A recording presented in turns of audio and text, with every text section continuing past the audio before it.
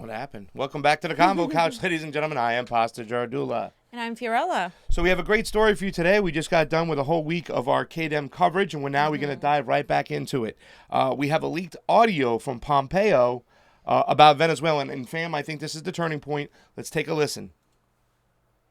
Pompeo has been caught making some comments about Venezuela that were not intended for the primetime viewers. Apparently, he's not sure who would replace Maduro if his regime change efforts are successful. This has been our conundrum, which is to keep the opposition united has proven devilishly difficult. The moment Maduro leaves, everybody's going to raise their hand that says, take me, I'm the next president of Venezuela. There'll be 40 plus people who believe they're the rightful heir to Maduro. All right, fam. So that really is a big thing. I think that signifies almost the end, hopefully, of this conflict because there is no opposition. The regime change failed. And I'm also looking for this guy to get fired. I just want to throw that in there. It's time to fire this asshole right here, Lord Bolton. Pompeo needs to go. Abrams needs to go. And the funny thing about it is, fam, it was not in the mainstream media. Only RT and TYT covered it. So, I mean, just to start off. So you're saying that there is no... Because I still feel like they're talking about the coup as it's this thing that's still happening, that it's still going to happen. So you're saying that there is no coup anymore. It's done. It's failed. Yeah.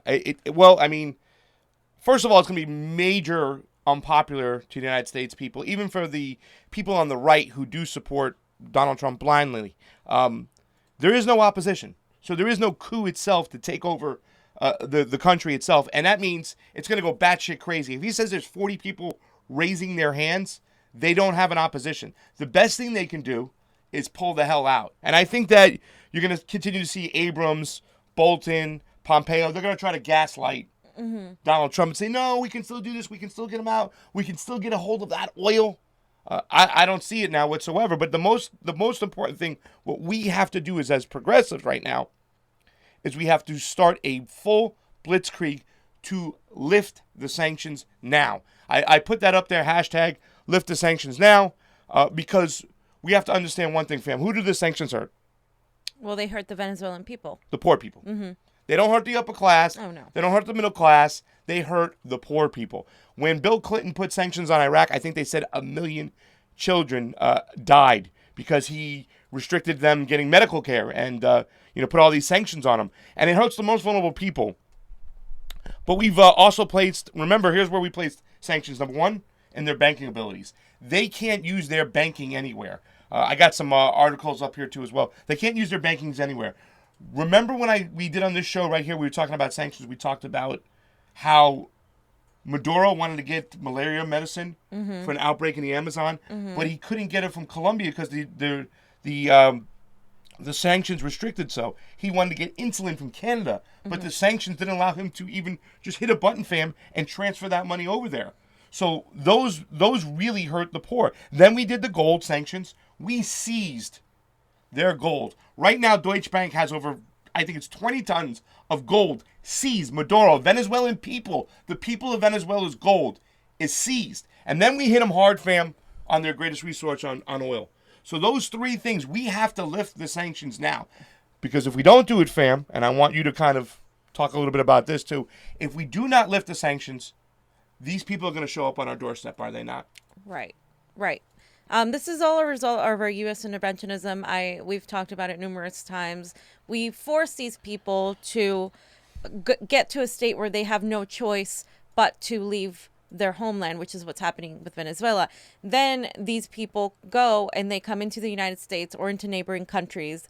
And of course, they're not even entirely aware of the whole situation. They're victims. But this is what causes the influx of immigration. So if I'm a right-wing conservative person that wants to keep people out of America because we don't have jobs here and et cetera, people here are already suffering, I'm going to want a non-interventionist president. Regardless of whether they're a leftist or a person on the right, you're going to want a non-interventionist person because they're going to keep you away from these wars and also focus inside on our infrastructure. Yeah, you hit it right on the nose. Even if you are a right-wing person, that's what you're going to want, right? You want the wall. You want immigration control, whatever. We can argue about the reasons of left and right. But what we want And especially I think there's some progressives like ourselves. The reason why we are so batshit crazy from Tulsi is because she's so concentrating on these regime wars. And this is a big thing because we fund these wars. We have to deal with the problems of these wars. And it's just costing us money. We can't have nice things because we're supporting these wars. And that leads me to my next point, fam, about these wars. Because TYT and RT were the only ones that cover it. The mainstream media, you don't hear pretty much nothing about this. And it's disgusting. Why? Because most of your Democratic candidates were for regime change or were for interference. Only Yang, who made a kind of blanket statement, Gravel, Bernie, and Tulsi were against it. And I really hate the way that TYT, and I'm not doing this, fam, to just pick on them, whatnot, but we got to call this shit out. Okay, because you can't frame it in a certain way. And TYT did the same thing that the mainstream media does all the time. AKA, but Trump. This is a Trump problem. We got to get rid of Trump because of this. Hello, Obama, Syria, Libya, Honduras, anybody? Hillary, yeah. Hillary, I mean, the whole 9 yards. You want to Clinton. digress to this? We have Anna saying this stuff on the TYT. Look what she says right here about this whole thing. This is exactly the reason why, in addition to a host of terrible domestic policies, we need to get these people elected out, right? I mean, of course, we didn't elect Pompeo and Bolton, but I'm talking about the Trump administration. We need to elect them out. If you care about stopping regime change wars, Trump's got to get out. And I'm just happy that they've failed so far. So there you go. If you want to get rid of regime change, you got to get rid of Trump, because Obama didn't, like we talked about the 3 places, Honduras, Syria, Libya. That was all Obama. Trump has flirted with it, fam. And I don't want Trump in office either. I want Bernie, Tulsi, a real progressive and stuff. But let's just take a look at Anna Kasparian's dream candidate on one of our Venezuelan tapes on how she felt about regime change. But then, I saw this on Elizabeth Warren. We provide humanitarian aid. We make it clear that we know that Maduro is a dictator and does not have our support. We join our allies in supporting the opposition. We do not threaten military. Okay, so can I say something? Horrible. Anna's right. I mean, we need to get Trump elected out of office. She's entirely right that he is part of the symptom of the problem. However, getting rid of Trump and putting someone in that's still going to cause us and allow us to go into these regime change wars is not going to solve the problem at all. That is a Band-Aid solution. We have a dying person and you're putting a Band-Aid on them. That's not going to resolve the issue. And Elizabeth Warren is someone that I used to love, really, like, look up to her. And, like, she just keeps disappointing me and disappointing me and disappointing me. And she's by far not a terrible candidate in comparison to what we have there. But the only people that are anti-interventionist candidates and that are high enough in the polls, or not even in the polls, but have so much people support, are Bernie Sanders and Tulsi Gabbard. Those are the only 2 people who have actually said we don't need to intervene in Venezuela. Tulsi, above everybody, was saying from the get-go, we need to stop going into these countries. This is causing problems inside our country. We cannot use the idea of the Trojan horse, right? The humanitarian aid. We're going to bring in humanitarian aid. It's all bullshit. We know very much what that means when they say humanitarian aid. If we cared about humanitarian aid, we would have gone into Yemen a long time ago and helped those people out. We don't do that. We don't care. We don't care about the Syrians. We don't care. We just care about the oil and the gold and the money that we get from these wars. And the only people that go there to die are the poor people, both out over there in these countries and also within our own countries. Fam, you hit it so much on the nose, too, and I'm going to even go a step further. I'm going to say this. Elizabeth Warren, and I've been on the fence. I said if Elizabeth Warren's the nomination and she earns it somehow, I don't know how that can happen, I would consider voting for her. I mean, I'm a definite hard no on Biden. I'm a hard no on Kamala. I keep saying this, but I would. Elizabeth Warren is awful, fam. Awful on foreign policy. Awful. And that makes a difference out there. For all you progressives who think we can just fix things domestically and we don't have to worry about things foreign policy-wise, first of all, I think that's somewhat like kind of like, is he ignoring race issues? Because aren't we bombing brown people all over this fucking world? Yeah. It's really disgusting. We don't have to worry about that. And if you just see in her statement, Maduro's a dictator. We're going to join our allies, and supporting the Venezuelan people is code for we're going to support our imperialistic fucking friends, Britain and France, and we're going to stand with the people who are opposing the real democracy within those countries. Johnny, you got anything to say about this? We've been talking about this, no? Tsunami knows. We've been talking. He doesn't got nothing to say, but fam, that's all I got to say. I really want to, and the way TYT framed it, the way, and Anna doesn't even say, she goes, who's number one in regime change? She doesn't even give Tulsi her due. Okay, this is why I say that check had to have some effect on what they're doing at TYT. You don't even talk about the number one person on regime change. Like on regime change, you're not going to at least give it to Tulsi. You could talk about all this other shit about Tulsi. Forget whatever you want. We We're will going to get into that in a minute. But you're not going to even give the woman props on regime change. That's her number one fucking plan. Her number one issue is ending these regime change war. Because why? It will slow down the migration process that all you libertarians and Donald Trump fans want. That's what fam said. And two, we got to stop killing people and spending money, because that's why we can't have nice things. And let me tell you something. If we stand still on this right now, we lose. We need to lift the sanctions now. Lift the sanctions now. Let the Venezuelan people go about their democracy in peace. Let them prosper on their own without the interference of America for once in our fucking life. And just so you guys know, independents and libertarians and Republicans are very important even in the primary. The Democratic Party, and I said this before, is in an echo chamber. They think that they are the only ones that exist, and they see this as, oh, well, Warren is okay, and like she can win, she can get us some of these centrist votes. The centrist votes don't matter as much as you think they do. The centrist votes are only a small fraction of the people. The majority of Americans are independents. That's it. And the majority of them, if you give them a reason to vote, they will vote.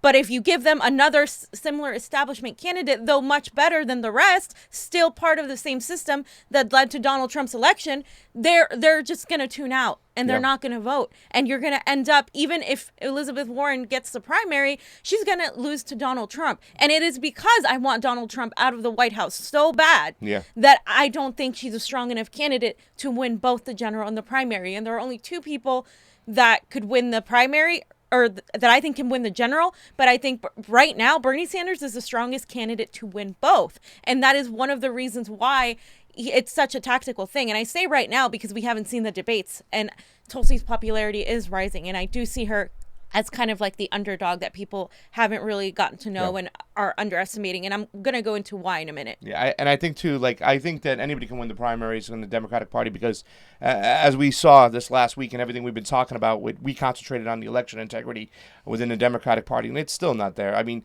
there's a video of me and David Atkins. I want to send props to David Atkins for coming on with me. Go ahead and take a look at our YouTube. And we talked about the process, and we're going to continue to talk more.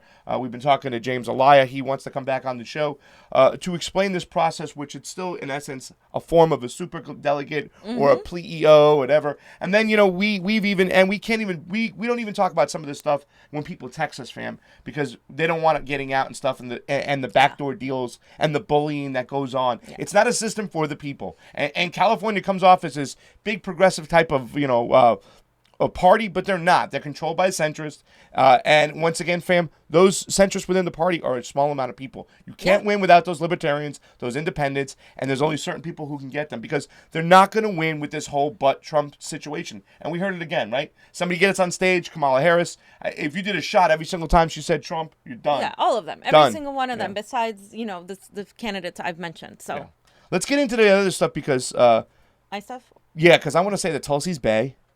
Right? Tulsi's so bae. Tulsi's bae, but she's so anti-regime change, and that's what makes her so bae to me. She's getting a lot of support from independents and people on the right because she's not focusing on labels and focusing on the actual policy and issues, which can be controversial to some leftist, socialist friends of mine who, we like to hear the word socialist. But I don't hold it against her because the actions she's taking are actually fairly exactly in line with what Bernie Sanders is doing, by the way. So let me talk a little bit about the smears, because as she is rising, because she is, you may not see it in the polls because the polls don't poll independents and Republicans and progressives. They poll older 50 and up people who are part of With the Democratic landlines. Party with landlines. Like, they're not polling the right people. But apart from the Tulsi, that she's rising, we see a rise in smears. We see the mainstream media both, and even the quote unquote progressive media going after her. And so Anna, when you say quote unquote progressive, well, because the word has the gotten most diluted. progressive mainstream media show. The most popular progressive mainstream media show. So Tulsi Gabbard, of course, she is a progressive, actually. And so Anna Kasparian made a tweet that was completely wrong, saying that she voted, that she was against the consumer protections, when in actuality, for a while, Tulsi has been against weakening consumer protections. I don't know if she read it wrong or whatever the case was, but that was a complete lie. And she went on and bashed Tulsi for that, to which she got severely corrected for on Twitter by many people. And then she also put out a debunked article by Fox Business. Oh, yes. Which, first of all, it's Fox Business. I don't know why you're sharing this, but she said just because candidates claim they're not accepting PAC money doesn't mean they don't get corrupted Wall Street's individual donors. Biden, Buttigieg, Gabbard hit Wall Street for money despite class warfare rhetoric. This is entirely untrue as far as Tulsi goes, and I'll tell you why. Basically, it's entirely untrue. That didn't happen. So Tulsi did have an event this past week, and she had 3 events. And I'm going to go through them now. So this is Tulsi's response to Anna Kasparian. We know it's Anna, and you'll see why. She said, I'm happy to be in NYC holding 3 events this week. A meet and greet hosted by our campaign on Saturday at 11, June 8th. Project Farmhouse, 78 East Street, 13th Street, East 13th Street. A fundraiser at Dr. Raj Baihani's home, a well-known Brooklyn-based surgeon. And a breakfast conversation. She said, hosted by Omid Malik. As is clear from the invitation sent out, I do not accept money from PAC lobbyists. Some in media are apparently upset by the fact that there are business people in NYC who are against warmongers and support my message of ending regime change wars, the new Cold War, and numerous arms race. By the way, I would love to have millionaires and billionaires join this campaign and use their money for good, not evil. Maybe that's what they're upset about.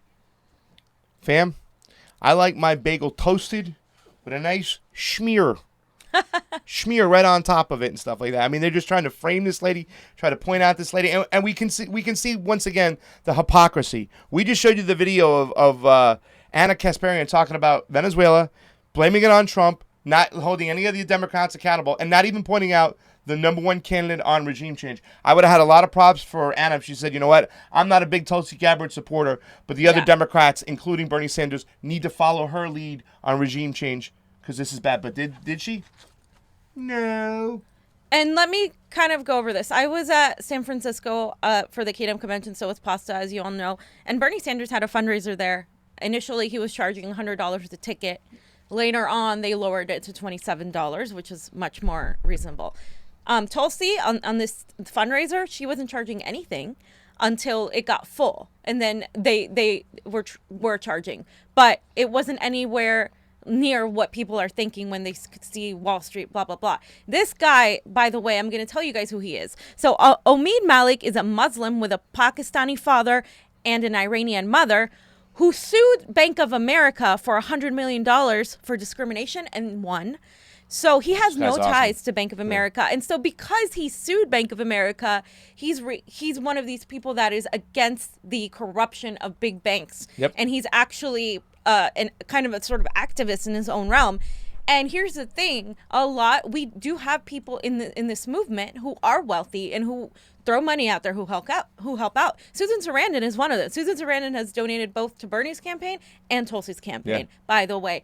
And so the idea that she is somehow now having Wall Street donors is entirely false. It was out of context and manipulated in order to smear, once again, this candidate that is such a threat to the mainstream media, to the establishment and to the military-industrial Most complex, importantly. even being a veteran herself. Yeah. Yep. So I wanted to actually go over to what actually happened in this whole meeting and the things Tulsi was talking about in not only an interview but in a forum sort of set where people could ask questions. Which is important. So we have the first clip right here. Here is, by the way, I almost forgot to point out, she is extremely popular. These are the lines that we have for Tulsi in New York They're for just this growing event. and growing and this growing. is just for the beginning event, the meet and greet. Yep. And that's a picture of the line and what it looks like. And that's here's the other one where she goes through and she's saying hi to people. Did you want to play it for a little bit? Just play it for a little bit. Alia. I just want to hug you. You are so wonderful and we so appreciate everything you're doing. It's really beautiful. I appreciate you guys. How are you? Hi. Oh, thank you. Thank you. Such a difference. You mean the world to us. Thank you very much. Nice to meet you guys. Thank you so much for your patience. We're getting the first group in. I'm going to talk to them for a few minutes, and then we're going to get the next group in. So thank you for your patience. Thank you. Thank you very much. Thank you. Thank you. Thank you very much. We'll get you guys get a inside question in. quickly. I hope so too. Look at Daddy. She's so pretty at home. Hi. We'll see you guys inside in a few minutes. Thank you so much. Hey, Johnny, didn't you say something the other day about Tulsi? Didn't you say she always hugs people and gives people high fives and talks to people and stuff? We see that in almost every single thing that Tulsi's doing. It's just, yeah.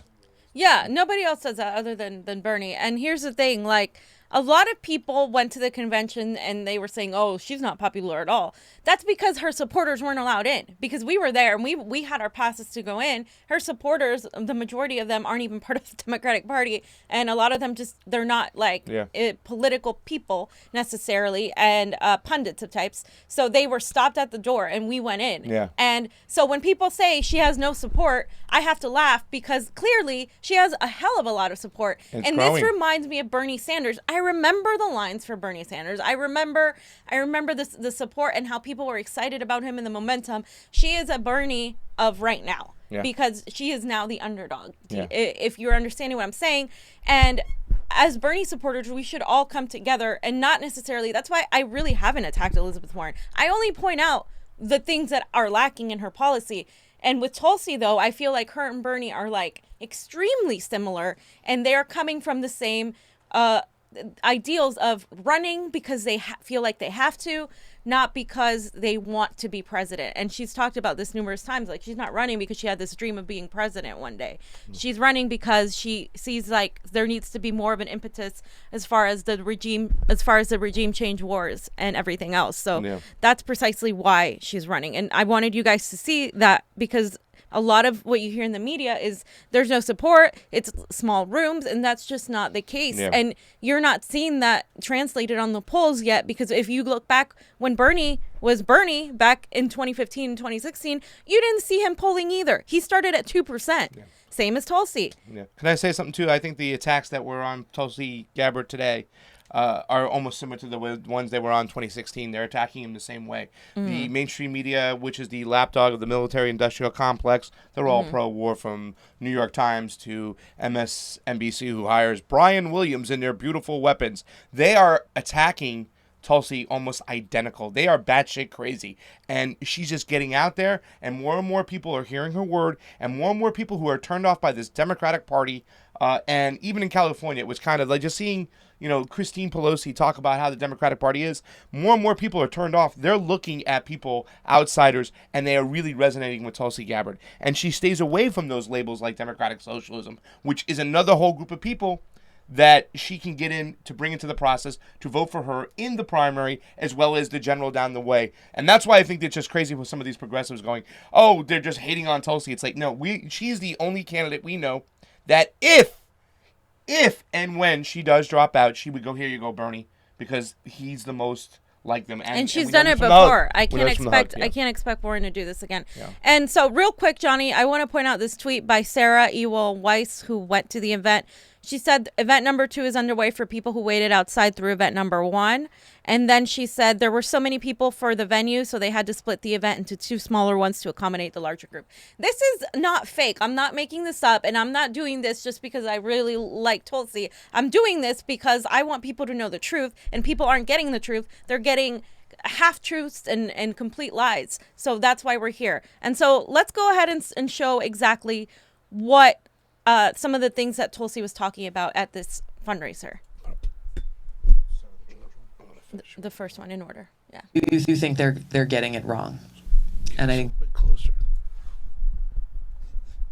the media has such an incredible responsibility to report news and the truth, and that's just not what we see anymore. You know, we see opinions, we see panels of people on all the news channels, I don't care which one you watch, sharing their opinions. You know, you can agree or disagree with their opinion, but in all of that, the facts and the news are lost. You know, me and my campaign, we've been on the receiving end of very intentional smear efforts trying to undermine our campaign, coming through, you know, NBC News, quoting articles that are completely baseless. Not just like, hey, you got a couple of things wrong in that. No, completely baseless. And you know, I did an interview with George Stephanopoulos. He's like, well, you know, this article in the Daily Beast says Putin supports your campaign. Based on what? Nothing. Really, nothing. Because I have 3 donors out of nearly 80,000 who, like me, 3 Americans, I hate that I have to say that, but 3 American donors, Susan Sarandon, one of them, Professor Stephen Cohen, another, both of whom are outspoken as I am, saying we need to de-escalate tensions between the United States and nuclear-armed countries like Russia and China, because otherwise we are headed down a path that inevitably takes us to nuclear war. Let's figure out how we work with other countries rather than continuing this path of conflict. End regime change wars. They're saying the same things that I'm saying about the dangers of nuclear war. And because of that, they, and therefore I, am labeled as a Russophile and a supporter of Putin. It's just ridiculous. She's a Russian. Okay, so I kind of want She's a Russian. Blow her up. I want to... that was a really good impression. Sorry. I kind of want to comment on that because that is what they're doing now. Anytime you kind of move away from the established narrative of, no, Russia bad, you know, Putin bad. They're like, you are Russian bot. You are Putin's puppet. You support our enemies. You're an Islamophobe. They're gonna paint it or turn it around like you're a conspiracy theorist. I don't know how many times I've been called that just because I don't follow the narrative. I think for myself. I am an independent thinker. I am an independent.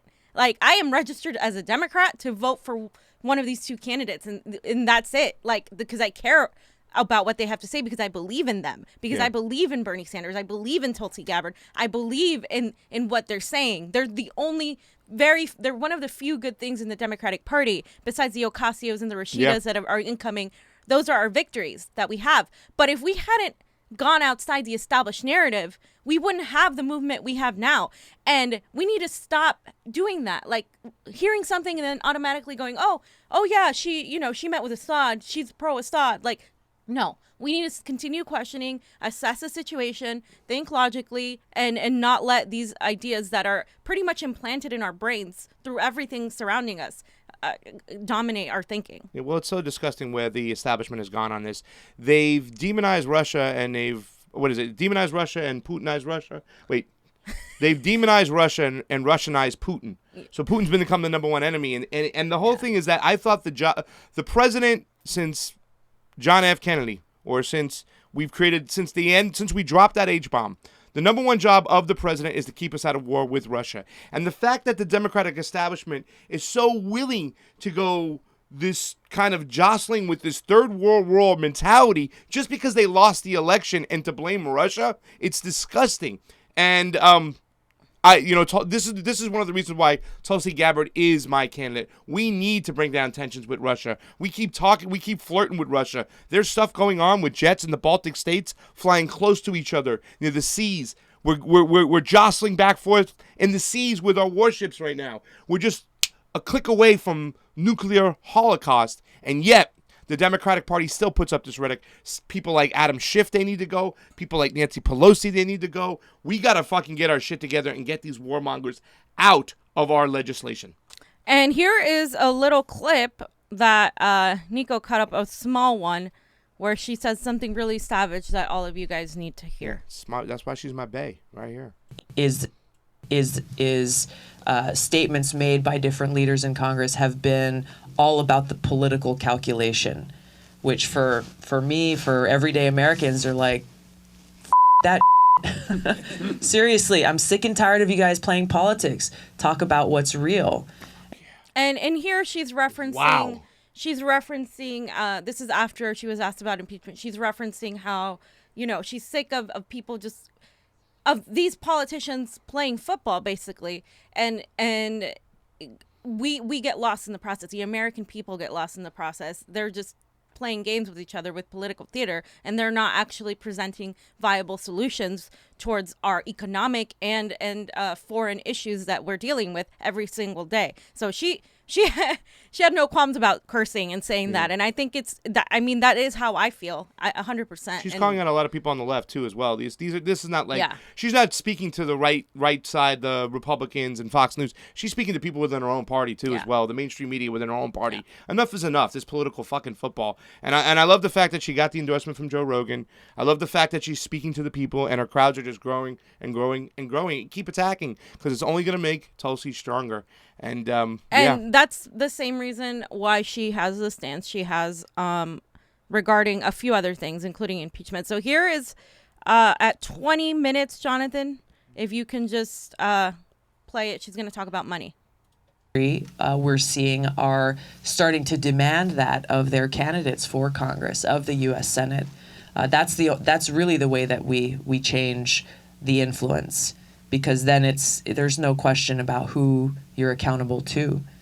I mean, I could tell you a ton of stories about people who I know in Congress who are running, big campaigns.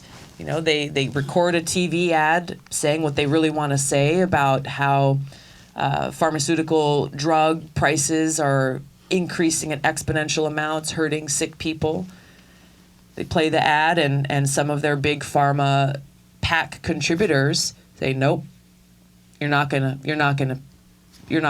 show that ad in public. You got to re-record it. Wow. And they did. Because, hey, they're funneling $1 million into this super PAC that's going to help run negative ads against their opponent, and they need that money to be able to win. But this is exactly what's wrong. This is what's wrong with this system. We've seen in the So wow. I'm so sorry. Let me get that back up for you. But yeah, this is you right here. But okay. Wow. I mean, the fact that she said that she exposed him is like, no, you're not going to run that ad.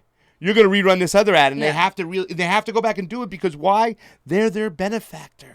She's other than Bernie Sanders, who I know has exposed this before. She's the only other one talking about this, and she's being blunt. I mean, she's literally telling you things that she's not supposed to tell you, right? I mean, and she made this video public on her YouTube, by the way. So this isn't some video that only I had access to or anything like that. She made this video a publicly viewed video, so you knew what was being discussed over there, because people are like, oh, the back room. No, like this is what she's talking about. She's talking about, what are you doing? The gloves are off, fam. Tulsi's taking the gloves off fucking early, man. I can't even wait for these debates, but I'm going like this, fam, because she's like, fuck that shit. The gloves are off. Yeah. Let's do this. I'm going to speak for the people. I'm going to speak for peace. I'm going to expose what are you gonna the do? Corruption in our system. Oh. And I have no qualms about doing that. Boom. And that is one of the things that progressives love about these candidates, certain candidates that just do that.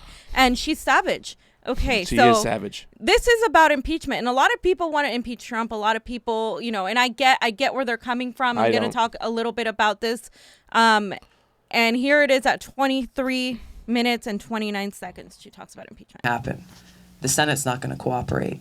But if we do our jobs in the House where the budget originates, where these appropriations bills originate, that's ultimately the power that Congress has. Do you favor impeachment? I think that ultimately, if we think about what's best for the country, impeachment will further tear our country apart. I think it's important for the country to defeat Donald Trump in 2020 and to make our case to voters to make that decision. So there's no question, there's no doubt about the direction the American people want to go in this country. Otherwise, in my view, we're just going to keep relitigating us versus them that began in 2016, and it's not going to do anything in helping us actually address whether it's foreign policy, healthcare, all of these domestic issues that really are impacting people in their everyday lives. And that's something that really struck me as I've been out on the road for the last several months in the early states. And Do you need this paper anymore? Yeah. Oh, my bad. So if you guys notice, she gives a very valid reason for not going into impeachment. This is what I've been saying all along. I know Pasta has been saying it too. Impeachment is only going to rile up Donald Trump's base. Yeah. It's only going to make him the victim in their eyes. Yeah. It's only going to make it harder to win the general election. It doesn't mean I don't want Trump held accountable. It doesn't mean I don't want him out of office. But if we focus on impeachment, and she talks more about this later, you are just gonna, that's all everybody's gonna focus. Yeah. That's all everybody's gonna focus on. And one person in the audience said, but hey, some of us, we want to impeach him. We're not asking you to run on it. We're not asking the candidates to run on it, but we want some sort of accountability because it's gonna set a precedent. And if we have someone worse, then we're not gonna be able to do this to them. And that's a very valid point because it does set a precedent. And yes, he is someone that has done so much, but ultimately, the bigger issue is if we do go in and impeach, first of all, it's not going to happen. Like she said, the Senate's not going to do it. Not going to cooperate. But it's going to waste everyone's time, and we're not going to be talking about the issues that everyday Americans are facing. And that's ultimately a bigger concern for us than focusing on that. Yeah. Well, first of all, I think the Democratic Party needs to hold themselves accountable before they hold Donald Trump accountable. Clean your own house first, then you can go after somebody else. We have our own fucking election process here that's disgusting, so that's number one. Number two, all we need to do is look back to Bill Clinton. Once they started to impeach Bill Clinton, MoveOn.org and all these other groups, Bill Clinton's approval rating skyrocketed, and it almost assured his popularity rising. So if we do this again, if we try to impeach Donald Trump, we're pretty much surely handing him the next election. Exactly. So why make him play the victim?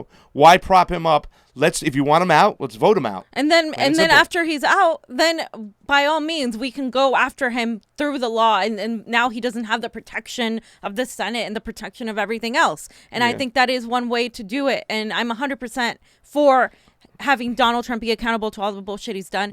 But I think this is just going to cause further issues. And like he said, give him the We got to just change the way moving forward, fam. If we start doing this shit, there's a long laundry list. Because the first person I want in jail is fucking George Bush and George Bush Jr. and his whole administration. Dick Cheney, Wolfowitz. I want them gone. Donald Rumsfeld. I want them gone forever. For what they did, and they got away with it. I don't want to start diving into old stuff. Good, fam. We got more stuff. So she did say this thing, and I wanted to point it out because she talks about how the importance of not separating foreign policy and domestic policy. Johnny,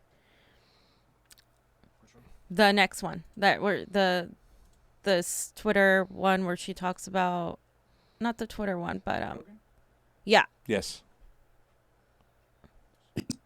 Edward Snowden, this is about the charges against him stem from this illegal operation that he, in many ways, he's very patriotic. I mean, he let us know, and at great cost. Yeah.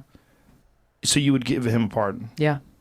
Yeah. We've got to address why he did the things the way that he did them. Mm-hmm. And you hear the same thing from Chelsea Manning, how there's not an actual channel for whistleblowers like them to bring forward information that exposes egregious abuses of our constitutional rights and liberties. I remember the very day that I woke up, looked at my phone, started looking through the that's fine. That's cool. All right, but fam, and saw those headlines about how the NSA was mass surveilling all of us. in collecting our phone records, collecting our cell phone records. And I was shocked. So that was something that Snowden uncovered, something that I don't know that even as members of Congress we would have been aware of. Wow. So now that we were aware of it, then hey, we can take action to close those loopholes, to change those policies, to protect our civil liberties, to protect our Fourth Amendment constitutional rights as Americans. Was the NSA going to disclose that information voluntarily on their own? Absolutely not. Absolutely no, we would not. have had no idea. No. We would have had suspicions, but then again, we'd have tinfoil hats on, and Snowden was the guy that really... Yeah, exactly. So there's no other way for the American people to get that information. No, Clapper told us, President Obama's head of, CIA director told us they were not spying on us, the NSA. I think and this is the thing about Snowden. Snowden left a trail. He wanted to get caught. He wanted to let them know, this is me who did this. You know what I'm saying? I'm letting the people know. So he didn't hide. He wasn't trying to be, just profit off this himself. He had to take, refuge in friggin' Russia, for crying out loud. But the NSA has been spying on us for a long, long time. And I love the way, once again, Tulsi's standing out in this too as well. When it comes to Snowden, when it comes to Chelsea Manning, when it comes to our boy Julian Assange, and it's important. And this is the president we need. And anybody who's, I just want to address the burner fans who are hating on Tulsi. Just stop it. Get this through your head. She's getting votes and people, independents, that Bernie will never, ever get, and she's going to be able to give those votes down the road. He needs her to win. The progressives need to stay united, fam. You wrote this in a tweet one time before. You're like, who's united? The establishment. So the progressives, get your shit together and let's unite. Yeah. Yeah, exactly. And here's the thing with Elizabeth Warren. I would love nothing more to think that she's going to unite with Bernie and support him and throw all her support behind him. But I have not seen enough evidence of that. I've actually seen more evidence of her pandering to the Kamala Harris's types. They had a picture together, etc. So one thing I wanted to mention about Elizabeth Warren now. Elizabeth Warren is known for her progressive policies regarding the economics, regarding the banks, regarding the Credit Protection Bureau.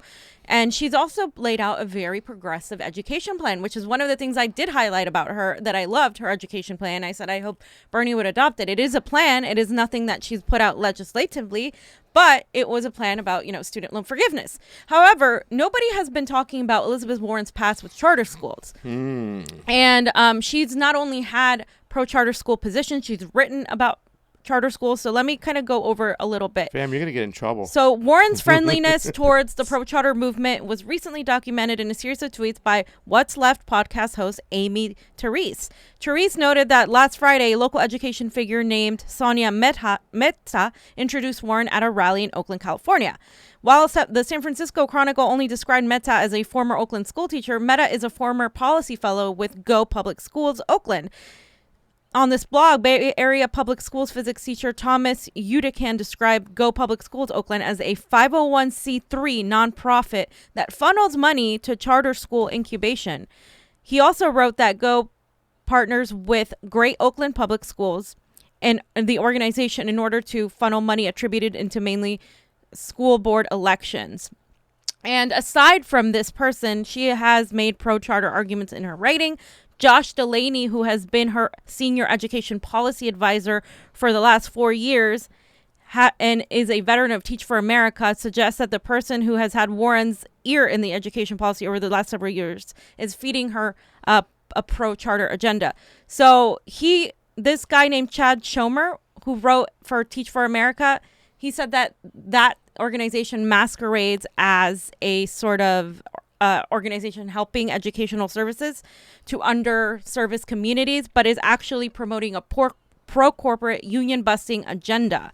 And basically, they closed down 49 public schools, the unionized public schools, in an effort to, behind the scenes with the mayor, Emmanuel, open up 52 charter schools to replace these public schools. And these are the people that Elizabeth Warren is being advised by. And nobody has been talking about this. Everybody's been talking about her record with, education and all of that. But just so you guys know, the Walton Family Foundation is the biggest private financier of charter schools. And they make so much money. And they, a 2016 plan unveiled to spending $200 million annually over 5 years on charter schools. This is a Walton family, the assholes that treat their workers like shit in Walmart. And these people are pro-charter schools. And a lot of these people are the same people Elizabeth Warren is consulting with in regards to that. So how am I going to trust Elizabeth Warren on going through her education plan, which I love, if she still hasn't addressed this charter school issue? And this is a domestic issue. I would like to have someone over here. Lauren Steiner says we've been really hard on Elizabeth Warren. I would love to have Lauren here to kind of discuss, why she thinks Elizabeth Warren is a progressive, because I don't necessarily think she's progressive. I think she's left of center. I think she's better than a lot of other candidates, but I don't necessarily put her in the same category as Bernie, like many people are trying to do. She's definitely not in that category. The same in the category of Bernie is Tulsi and Mike Gravel. Well, other than that, like pretty much nobody really falls in that category. This is something new that you've opened up to my eyes and our audience's eyes out there when it comes to the charter schools and Elizabeth Warren, because I think we were under the impression that she was just pro-student, and that was one of the things she was out there leading as far as squashing debt. But there's a lot more things to look into when it comes to Elizabeth Warren. And once again, I think I've been jostling with the decision. Well, I'm not going to vote for Kamala. There's no way. And I have said I thought that Bernie would make a deal with the establishment and take Kamala. I still don't think that Elizabeth Warren has any chance to win the general election whatsoever. Really, I don't. And anybody who thinks that, you better go look into some foreign policy, because she's awful. And then we see more footprints like this showing up. So I think we should leave it like that. We have a hard out coming soon. We should just do a little quick unpacking. We have an interview with Shahid Buttar, right? Shahid Buttar. This Wednesday, I will be interviewing him. If you don't know him, he ran against Stephen Jaffe, who ran against Nancy Pelosi. He was actually one of the progressives who ran. And the first time I saw him, he was on lead camp. But he split he's running for Congress. So is it 13 or 10? It's Nancy Pelosi's district.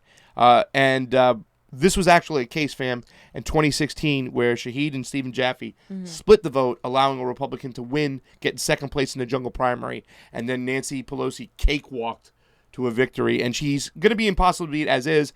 He's running again, but there's some confusion in the mix. We're going to talk to him about his decisions in the past and his decisions moving forward. James Aaliyah has been calling. He wants to get on the show with us, talk more about this delegate process that Fam was talking about. And when a lot of you people came on here on Twitter and you ridiculed Fam for her talking her the truth, eat a bag of Richards, because more and more of it is coming to fruition. We're seeing that it's true. The culture of bullying. We even had Kimberly Ellis going on Vice saying that, no, it's not a fair election. And as we look into this, Fam, I was so concentrated with the David Atkins and the ADEM elections that you keep your eye off what's really going on, and that's that California still has a superdelegate-like process, and it's still not giving democracy to the people, and it's only going to hurt us for the future, despite what Christine Pelosi says. Yes. What's the show we're going to be on tonight? It's happening with Jose. Yes. Josue. We're going down to the Orange Curtain, behind the Orange Curtain. Santa Ana. Yeah, we're going to go and be on. It's happening. If you guys haven't looked it up, it's on Facebook. I'm not really sure anywhere else it's on, but it's on Facebook if you guys want to check it out. Yeah, and we will be releasing soon in a couple days, hopefully, probably tomorrow. Johnny's almost finishing up this unbelievable, awesome Tulsi Gabbard video showing her support at the KDEM convention in San Francisco. Don't listen to the mainstream media. They weren't where the people were. The Convo Couch, MCSC Network, we were where the people were. For Pasta Jardula and Fiorella Isabel, thank you for watching. Convo out. Bye.